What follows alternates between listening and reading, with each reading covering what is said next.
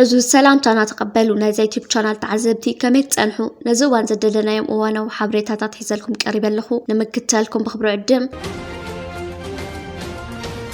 نعاسب كينات ناي مودات أمارات يخبل مورخ أباديلا جمدا تزاريبو مورخ أباديلا أبسم نعاسب بزملكات محفرن زي الرخبن زارباك الزارب تسمع نيرو حجد ما أبين غيب هرز بلو نجار زي قر خمس خانة بمقلات أزد ما بدبلوماسي كون اللغو زبالة خوينو أزين تزي كوين دما كينات ناي مودات هنا أمارات يخبل تمورخ تزاريبو ورنت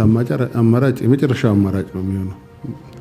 ሌሎች መንገዶች ሁሉ ዝግ ሲሆኑ ትማሊ ለዓልወት ወተደራውያን አዘዝቲ ናይ ስርዓት ብልጽግናን ካልኦት ሰበስልጣናትን ከሑራት ኢማራት ዓረብን ካልኦት ሃገራትን ዘተው አይሄ አጽዋራት አው ኮይኖም ስልታት በምሳል አው ኮይኖም ቪዲዮታት በመስራሕ ምክልኻል ሰራዊት ናይ መንግስት ኢትዮጵያ ከምዛ ዓይነት ዕጥቅን አጽዋራትን የእቲዩን ዓጢቁን ይርከበሎ እዛ አጽዋራት ኢትዮጵያ ብውሽጣዊ ዓቅምታታት ሰርሓቶን ገለገለ እታ አጽዋራት ካን ኢትዮጵያ ስማዕማዕ ገይሮም ብምሕያሽ ከም ዝገበሩልን እዮም ሓበሬታታት ክዝርግሑ ተዓዚብና ዘለና እዚ ግበር ዘሎ ከምዛ ዓይነት ምክንያታት ነቲ ሕቡራት ኢማራት ዓረብ ናብ ኢትዮጵያ وزلا أهي أصوارات قلبا بنشافن النمهابيوم إذا نكتاتلون نعزبون زلنا أصوارات ميتي كحبرات إمارات عرب كالوت هاجرات حبرات إمارات عرب زمولت تنزأتوتون أصوارات مخانو تارتات زبها ليلان أبزحنا نركب زلنا ورح تحسس تراي حبرات إمارات عرب بنات عنات وتدروا النفر تبيلا 10 شوعات تجزي نبستفل علينا إثيوبيا وتدروا معسكرات أصوارات كتملا لسترايا تركب الله أزبزيكاتي بود باربارا ناي سومالي لاند بيلا بمخاين كالوت مجوعزين بيلا لو إثيوبيا تتوزلا كالي أصوارات يوم سرعت بلتقنا المينستر مكلخالن جن لمحبرسب عالم نمد نقارن نمتبارن نحورات إمارات عرب زي كونس إثيوبيا بوشت أو عامتاتا زفريتو أصواراتي بمواليوم كتبرو فتنتات زكايدو زلوم أبزتمال تخايدو زركب زلو بروباغندا برهان جولان كالوت وتدروين أزستن إذا خمس عينة أصوارات نمكلخالنا يتهاجر عبيد قبلتنت خمس فترلون نبستفرالي جنبارات كجعز مخانو حبريتات نهيبوم نيروم درو وانت أصوارات نبستفرالي بوتاتات نتجعز زري أو وقعوا مربب حبريتا مينستر مكلخالنا يتهاجر سلتا تزارجحو يركبالو سرعت بلتقنا نزحلفه كلتا عمتات أصوارات كغوار تصنيحنا اللون تزأتو زلو أصوارات كن أبايتا زغن يكون فركم تزاي كالن أصواراتو تقبلتنت كفترلون تزغل نيرو أتنخل تسومني لزأتو كينات كل لمحارة أستات كلتا عمتات أوطيرو زركب زلو أو تقلوا مفترلو سكاب حجفانو نسراوت فيدرال منكس إثيوبيا فوكس براتات عبيت سعراتات كسكمو نعزب زلنا بزي كازي كاب تركن حبرات إمارات عربن تشاينا زبطون أي هيدروناتن نفرتو كيناتن أبجاكات أورومن أمحاران كامزن باي حليفن سخون يكون لو تكمتا أي كالان سراوت ناي تهجر عامتاتو تفرخشون كمون ناي موقعون منفسون تتصوم تفي كم زلو لعلوت وتدروين أززتي ناي تهجر عاوز تفعلي أجات أمتات بعلم كنا زازو تعزيبنا نيرنا بلتقنا أزتمال جير وزر كبزلو بروباغندا بقطع ملقتاتو ناب إيرتران كل تجرين خون كلو ناب إيرتران نودبن أفتق بحرن كبل زي تعرف كينات ككايدي يبل لبزل وان بتمسسالي مسكل التجري تفتي روزر كبزلو كنتات نوات أري ملك عند درجتاتن عاوز عرقل لوانيو وتدروات أصوارات أم محبرة مرخبتات كزرجح نعزب زلنا استفعل وجرات نزناي سرعة بلتقنات مالي استزرجح أصوارات مسرايو خبرات إمارات عرب كانوا تهاجراتن نيتوبيا زهوا أزلوا كم زعينت أيها أصوارات نزوا ماليسونا بعبيتي حركات كود وصل زغل حيالة هاجرات عالم من محبرة سو عالم من قبل علي خبرات إمارات عرب سرعة بلتقنان سقطت نخحيلو تعويتات نغربة يركبلو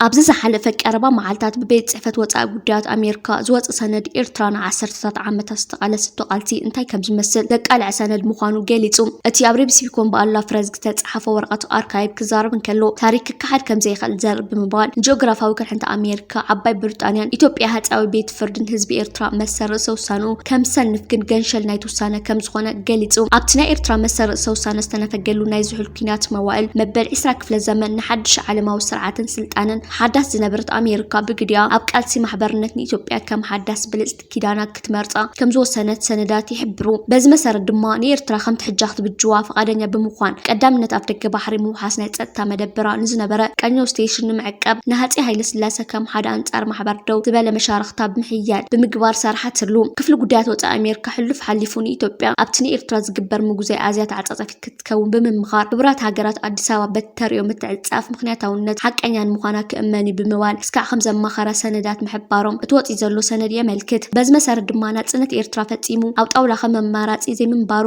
ግህዱ ይገብሮ ይብል እቲ ጽሑፍ እታ ኣብ ካልኣይ ኩናት ዓለም ዝተሰዓረት ኢጣልያ እውን ብወገና ናብ ኣስመራን ምጽዋዕን ዝነብሩ ዜጋታታ ንምክልኻል ኣብ ልዕሊ ኣስመራን ምጽዋዕን መጉዝን ዝሓተተት ኢጣልያ እውን ኤርትራ ብምልኣት ኣይሓተተላን እንተኾነ ምስቲ ዝወረዳ ስዕረት ዘይነበራ ጽልዋን ባህግታት ኣሜሪካን ብሪጣንያን ተዓብሊላ ምትራፋ ይፍለጥ እተን ኤርትራ መሰረተ ውሳነ ንኸይትረክብ ብዙሕ ዝጻዕራ እን ሕቡራት ሃገራት ብዝተፈላለየ መንገዲ ዘተለላን ሃገራት ሕቡራት መንግስታት ኣሜሪካን ዓባይ ብሪጣንያን ኮይነን ሕቡራት ሃገራት ንናጽነት ኤርትራ ምእንታን ከይውሰን ብምስጋእ ውዲት ምጉዛይ ኤርትራ ናብ ዘን ሎሚ ናብ ዘስካሕካ ኩነታት ሕድሕድ ወዲኣን ዘለዋ ኢትዮጵያን ሱዳንን ዝጠልባና ኤርትራ ናጽነት ድማ ንረብሓ ወጻእተኛታት ሓይልታት ክጥዕም ምእንቲ ተጎሲዩ ሓሊፉ እቲ ንኤርትራ ምስ ኢትዮጵያ ንምጽንባር ዝተገበረ ውዲት በተንጻር ኩለን ሓይልታት ገጢሙ ዝተዓወተ ብረታዊ ቃልሲ ክኸውን ኣይኮነን ዝበለ እቲ ጽሑፍ እዞም ሰነዳት እዚኣቶም ንጸንሐ ናይ ታሪክ ኣዘናተዋ ደጊም ከሕድስ ፀዊዑ ቃልሲ ኤርትራ እምበር ከምቲ ንምሕቡኡ ተባሂሉ ዝተዘንተወ ናዕቢ አንጻር ሓድነት ዘይኮነ ቃልሲ አንጻር ኣብ ደገ ዝተመሃዘ ምስ ኢትዮጵያ ናይ ምጽንባሩ ውሳነ እዩ እዞም ተቃሊዖም ዘለው ሰነዳት ኤርትራ ኣህጉራዊ ሕግን ፍትሕን ዝግባእ መሰረሰ ውሳኔኣ ከም ዝሓደኣ ዘረጋግጹ ሰነዳት እዮም ዝበለ እቲ ሰነድ እንተመራመርቲ ታሪክ ንጹር መልእኽቲ የመሓላልፍ ከም ዘሎ ዝነገረ እቲ ጽሑፍ ብ1993 ብቃልሲ ህዝቢ ኤርትራ ህያው ዝኾነ ናጽነት ኤርትራ ካብ ኢትዮጵያ ኣይነበረን እንታይ ደኣ ነቲ ኣብ 1950 ዝተሰርቀን ካብ ኢዱ ዝተመንጠለን ሓቀኛ መሰል ህዝቢ ኤርትራ ዳግም ዝመለሰ ቃልሲ እዮም እዞም ኣርካይቭ ካሊ ዝመስከሩ ሓቂ እንተሃልዩ ይብል እቲ ጽሑፍ ላዕላውነት ንክልሕንትና ሃፀይነት ክብል ገንሸል ዝተኸፈለ ዋጋ ኮይኑ እቲ እንኮን ምምላሱን እንክተሉ ኣገባብ ድማ ጽንዓትና ይብል መንግስቲ ኤርትራ ንሓበራዊ ሰላም ውሕስነት ህዝቢ ደው ዘብል ታሪካዊ ቃልሲ ህዝቢ ኤርትራ ብዝምጥን ፖለቲካዊ ሕርያ እምበር አንጻር ዝኾነ ብዓለም ዘላ ሃገር ዘይምዃኑ ዝነግሩ እዞም ሰነዳት ሎሚ በዚ ኤርትራ ተርእዮ ዘላ ናይ ሰላም ርጋትን ዲፕሎማሲያዊ ምንቅስቃሳት ረኺባቶ ዘላ ዓለማዊ ክብርን ነቲ ንመዋል ክትክተሎ ዋጋ ክትከፍለሉን ዝጸንሐት ፖለቲካዊ ሕርያ ስልማት እዩ ደበና ኩናትን ዕግርግርን ክትህድእ ናብ ሰላም ክትምርሕ እትኽእል ሃገርና ተባሃለት ዝመረላ ዘሎ ኤርትራ ወናኒት ዘይሸራርፍ ላዕላውነት ምድራን ኣየራን ባሕራን ምዃኑ ኣርካይቭ ሕቡራት መንግስታት ኣሜሪካ ሕቡራት ሃገራት ዓባይ ብሪጣንያ ምስክር እዮም ዝበለ እቲ ጽሑፍ ንኤርትራን ህዝባን ናይ ሰላም መዋዕል ተመንዩ ይርከብ ዓለም ንሓድሽ ረኽበት መድሃኒት ሃሰው ኣብ ትውልል ዘላ ግዜ ተማሃሮ ኮሌጅ ጥዕና መድሃኒት ኦሬታ ናብ ቂሕ ባሕሪ ኤርትራ ሃሰው ብምባል ልዑል ኣገዳስነት ዘለዎ ንዓለም ሓድሽ መድሃኒት ብምርካብ ጩራ ተስፋ ዘርጊሖምላ ይርከቡ ለምለም ሁሴንን ዘርእሰናይ ገብረ መስቀል ዝተባሃሉ ክልተ ተማሃሮ ኣብ ኮሌጅ ጥዕና መድሃኒት ኦሬታ ኣብ ቂሕ ባሕሪ ኤርትራ ብዝገበሩ ምርምር ሓድሽ ፀረ ተሃዋስያን ከም ዘረኸቡ ብሃማን ትካላት ላዕለዎት ትምህርቲ ተሕተም መጽሔት ገሊጻ ኣብ ዝዋን ዝፍርያት መድሃኒት ዕዳጉ ብቐጻልን ዓበየ ይኸይደሎ ይኹን ዳ እምበር ብሰንኪና በዝሑ ዝመጽ ዘለው ናይ መድሃኒታት ተጸዋርነ ሰማዕብሉ ታዋስያን በብግዚኡ ዝኽሰቱ ሓደስቲ ናይ ጥዕና ጸገማት ጠለም ምህዞ ወይ ረኽበት ሓደስቲ መድሃኒት ገና ኣይብቅዐን ንቑጽ ክፋል መሬትና ንነዊሕ እዋን ሓደስቲ ጥረ ነገራት ተዳሲሱን ኣብ ጥቕሚ ውዒሉን እዮም ኣብዚ እዋን ድማ ተመራመርቲ ስነ መድሃኒት ናብ ማዕሞቕ ባሕሪ ዝኸተኩሩ ጀሚሮም ይርከቡ እዞም ተምሃሮ ለምለም ሁሴንን ዘርእሰናይ ገብረ መስቀልን ድማ ኣተኩሮም ናብ ባሕሪ ኤርትራ ብምግባር ኣብ ሰለስተ ብዚኪኒ ባሕሪ ዝፍለጡ እንስሳታት ባሕርን ካዳባ ሩቱንዱ ፎሊያ ዝበሃሉ ኣትክልቲ ባሕሪ ምርምር ብምክያድዮም መጽናዕቶም ከም ዘካየዱ መጽሔት ማዘር ሓቢራ እዞም ተምሃሮ መጽናዕቶም ናብ ባሕሪ ክገብሩ ዘደረኹም ምኽንያት ከብሩ ከለው ዓለምና 70 ሚእታዊት ብውቅያኖስ ተሸፈነት ክትከውን ከላ 80 ሚእታዊት ዓሌታት ኣትክልትን እንስሳታትን ዓለምና እውን ኣብ ውሽጢ ከርሲ ባሕሪ ከም ዝርከቡ ይፍለጥ ቂሕ ባሕሪ ኤርትራ ድማ ሓደ ካብቶም ትሕዝቶም የተመዝመዙን ብብዙሕነት ስነ ህይወታውያን ዝልለ ኣገዳሲ ባሕሪ ምዃኑ ብምርዳእ ምርምሮም ኣብኡ ከካይዱ ከም ዝመረፁ ይገልጹ እዞም ተምሃሮ ነቶም ብኣከባቢያዊ ኣፀዋውዓ ቋንቋ ዓፋር ኣቦ ሸላሊ ሌግዓ ኣቡ ሳንዱማን ዝበሃሉ ዩኪኒ ባሕሪ ኣብ 3 ሜትሮ ዕምቆት ማያት ሓምላይ ደሴት ክረኽብዎም እንከለው ነቶም ብኣንጋልያ ዝፍለጡ ኣትክልቲ ድማ ካብ ገማግም ባሕሪ ከተማ ምጽዋዕዮም ረኺቦሞም ነዚ ኣማያት ቂሕ ባሕሪ ኤርትራ ዘረኸብዎ ስነ ህይወት ናብ ቤተ ምርምር ብምምጻኻ ናይ ምጽራይ ምፍላይ ምጽማቕ መስርሕ ብምክያድ ናይ ፀረ ተሃዋስያን ፈተና ኣካይዶምሉ እቶም ንተጻዋርነቶም ዝተፈተኑ ተሃዋስያን ኢኮላይ ኤስ ኣውረስ ዝበሃሉ ዓሌታት ባክተርያን ካንዲዳ ኣልቢካን ዝተባሃሉ ፈንገስን እዮም ነይሮም ውጽኢት መጽናዕቶም ከም ዘርእዮ ኸ ኣርባዕቲኦም ፈተነታት ፀረ ኢኮላይን ፀረ ፈንገስን ከም ዘለዎም ከረጋግጹን ከለው ክልተ ካብኦም ማለት ኣቦ ሸላሊክን ኣናጋልያን ድማ ፀረ ኤስ ኣውረስ ዝተባሃለ ባክተርያ ከም ዘለዎም ክፍለጡ ኪሎም ብድሕሪ ዝቅመማዊ ትሕዝቶ ናይቶም ተኽልን እንስሳታት ባሕርን ብምልላይ ኣብ ዝገበርዎ ተወሳኺ ምርመራ ኣብ ኩሎም ስፓኒ ከምኡውን ኣልቫሎይድ ዝበሃሉ ቀመማት ፀረ ባክተርያ ብምርካቦም ነቲ ርኽበት ከራጉዶ ኪኢሉ እቶም ፀረ ፈንገስ ባህርያቶም ካብ ፀረ ባክተርያ ንፈልጦም ዝያዳ ጉልሕ ምንባሩ ዝጠቕሱ ተመራመርቲ ለምለም ሁሴንን ዘርእሰናይ ገብረ መስቀልን ፈተኖም ዕዉት ምንባሩ ብምብራህ እቶም ዘይዓጠማት እንስሳታት ባሕሪ ድማ ሓድሽ ፀረ ተሃዋስያን ኮይኖም ከም ዝረኸብዎም ኣብ መደምደምታ ናይቲ መጽናዕታዊ ጽሑፎም ኣረጋጊጾም ቂሕ ባሕሪ ኤርትራ ብዘለዎ ሃብታም ስነ ህይወታዊ ትሕዝቶን ገና ዘይተበርበረ ዘይተመዝመዘን ባሕር ብምዃኑ ካሊእ ረኽበታቱ ክገሃደሉ ተጽቤት ይግበረሉ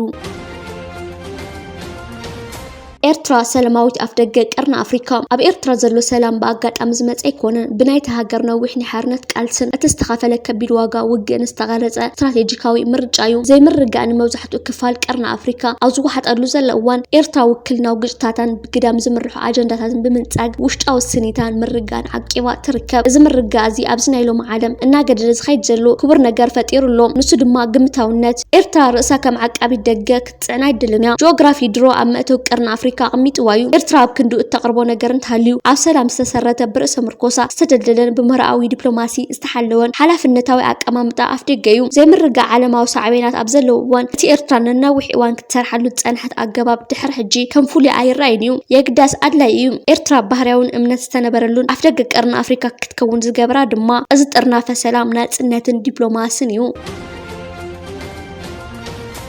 ግብጽ ተፈጥራዊ ጸጋታት ህዝባ ንምክልኻል ኣብ ትሕቲ ሃገራዊ ሕጊ ተመርኩሳ ኣገዳሲ ዝበለቶ ስጉምታት ክትወስድ ምዃና ብመንገዲ ሚኒስትር ጉዳያት ወጻኢ ገሊጻ ሚኒስትር ጉዳያት ግብጽ ባድር ዓብደል ዓጣይ ኣብ ምብራቃዊ ክፋል ኒል ዝግበር ዝኾነ በይናዊ ስጉምቲ ግብጽ ፈጺማ ከም ዘይተቐበሉ ሓቢሩ እቲ ሚኒስትር ወሲኹ ሃገራውያን መትከላት ምምሕዳር ማያዊ ጸጋታት መሰረት ምትሕጋዝ ናይ ሓባር ስምምዕን ሓበራዊ ተጠቃምነትን ከኽብሩ ኣጥቢቑ ጸዊዑ ግብጽ ብተደጋጋምነት ብኢትዮጵያ ዝካየድ ኣብ ግድብ ኣባይ ዝካየድ በይናዊ ናይ ማይ ምምላእ ስጉምቲ ንህላወ 100 ሚልዮን ዝበጽሕ ህዝቢ ግብጽ ኣብ ሓደጋ ዘእቱ ብምባል ንኢትዮጵያ ተጠንቅቃ ጸኒሓያ ኣብ ወርሒ ጥቅምቲ ናይ ዝዓመት ዙን ግብጽ ኣብ ታሕተዋይ ተፋሰስ ኒል ዝርከባ ሃገራት ሱዳን ግብጽን ሰብ ዝፈጠሮ ዕልቕልቕ ፈጺማ ብምባል ንኢትዮጵያ ከሲሳታ ኢትዮጵያ ድሕሪ መጠንቅቕታ ግብጽ ብመንገዲ ሚኒስትር ጉዳያት ወጻኢ ቢላ ኣብ ዘርጋሕቶ ጋዜጣዊ መግለጺ ግብጽ ኣብ ጉዳይ ኣባይ ኣመልኪታ ኣብ ትህቦ መግለጺ ካብ ናይ መግዛእታዊ ኣተሓሳስባ ክትወፅእ ጸዊዓ ኢትዮጵያ ኣብቲ ብመንገዲ ሚኒስትር ጉዳያት ወጻኢ ጊድዮን ጢሞቴዎስ ኣብ ዝሃበቶ መግለጺ ግብጽ ካብ ናይ መግዛእታ ኣተሓሳስባ ብምውጻእ ኣብ ናይ 21 ክፍለ ዘመን ክውንነት ክትመጽእ ኣለዋ ኢሉ ግብጽን ኢትዮጵያን ንፈለግኒን ኣመልኪተን ኣብ ዝህቦ መግለጺ ብተደጋጋሚ ኣብ ናይ ቃላት ኩናት ከኣትዋ ዝረኣያ ኮይነን ምስ ምዝዛም ዲጋ ኣባይ ተኣሳሲሩ ኣብ ቀጥታዊ ኩናት ከይኣትዋ ስጋኣት ከም ዘሎ ዝተፈላለዩ ተንተንቲ ይገልጹ بمسار السلطة ساتلايت أبزرقو مسلي توكيسو أبستزرق حبريتا أبدسي زوكر 2000 متر قمة زلو مع البون فرتي سرح كم زلو تقاليتو إذا كاملاي ساتلايت مسلي تمركيسو توهبا حبريتا أبقما قمكيح بحرنا يمن استسرح خوينو التابع من وساني بوليتيكاون وتدراون حيلي حيو زلو حوتي نمبدا تدالي كم زلو تقاليتو إذا قيدوانتو زي تفلت معرفو نفرتي وسان على موناي مرة خمس بر أبكيح بحري وشمات عدنن كمون متعاو باب المندب ففيحنا مكتال مكوت صارنا قلقلوت كذب تسبيس اليوم أزياب جماعة مكيح بحري زهنا زلوا معلبون نفرتي كسكاب حجي ناتي بموال حلاف الناس وصل أكل قوا أنت زي لا كتت المسمر مرخ بحويسكا استفعل عليه مرتعوتات بمجساسن داتات بمفتاشن كمون حرفنا كم زعينة بروجكتات مسرح أو قمت بمتاو تحرز زهنا زلوا معلبون نفرتي إيدي حبرات إمارات عرب كم زلوا بتصنعي قمت إذا حد زهنا زلوا معرفون نفرتي بحف الشحوتي زي كايدونا كونتروان نتفتات نمقدام محلان زدكون زلوا هوينو وفلي دماء من قصاص حوتي نزا كايدو من قصاص أسوارن ودبحو ديران مكتالن تباهيلو زدالويو